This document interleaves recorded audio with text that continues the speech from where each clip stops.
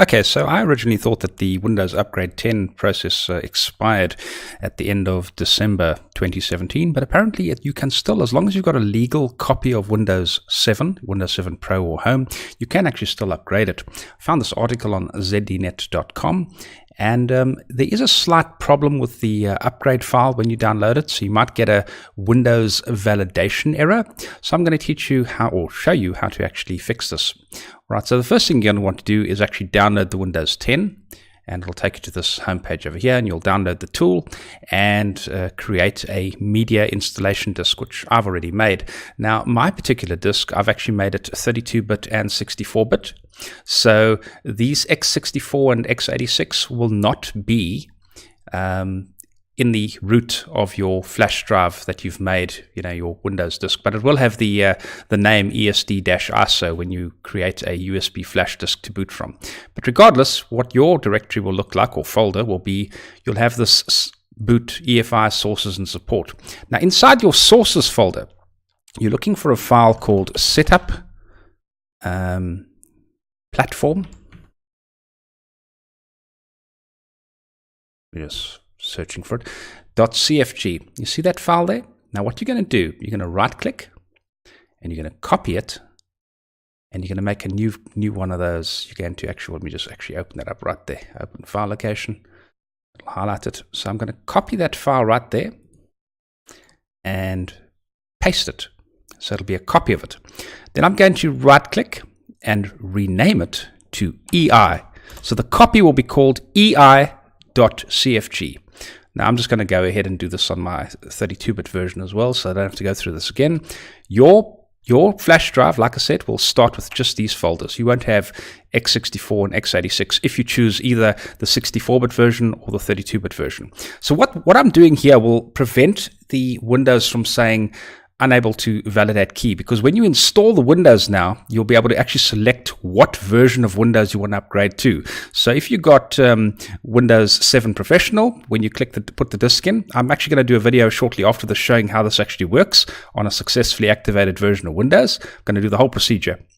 So stay tuned for that if you want to watch that. So you're going to go into the sources folder, look for the setup platform file. Give it a few. There's a USB. They aren't as fast as hard drives, so it'll take a while to actually. Not that one, the CFG one. All right, right click. Let me just copy that.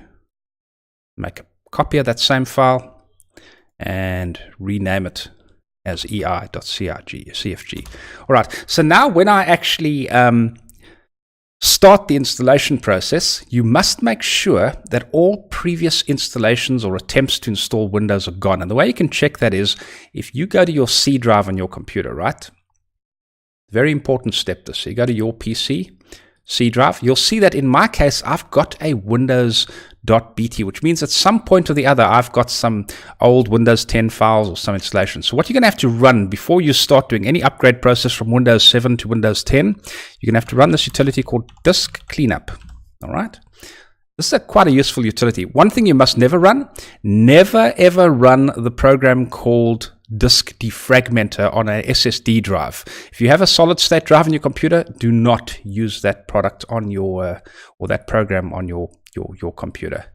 It's not very healthy for SSDs. It's basically just moving data around and wearing out the drive. So I'm going to clean up system files. Clean up. And you should find some old Windows installations at the bottom here. You must do this. Very important to do this before you start doing an upgrade of any kind. See there, temporary Windows installation files. I'm going to clear all those out. Just going to do a nice clear out here. You can't damage your computer by doing this. See that Windows Update Cleanup, 2.52 gigabytes of stuff there. So we're going to clear out all this stuff. And you'll notice that I have a tiny bit more free space on my drive when I'm done. 137 gigs free on my SSD. And it should clean up all those old files. Here's the article. And I'm not sure how long this will be valid for, but it certainly does work right now.